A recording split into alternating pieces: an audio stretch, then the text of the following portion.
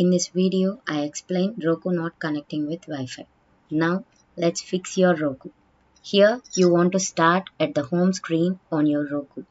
How to press a sequence of buttons on your remote to pull up a Roku screen where you will have to change a setting to get your Wi-Fi going.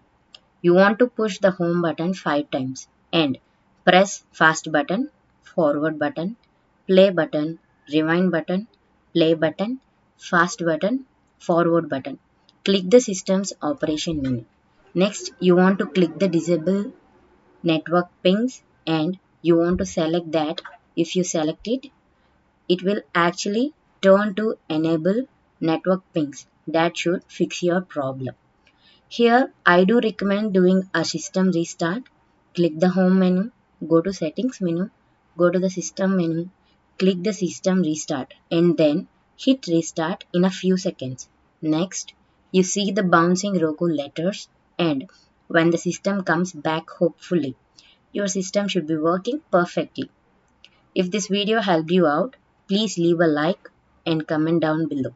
If this worked for you, thanks for watching.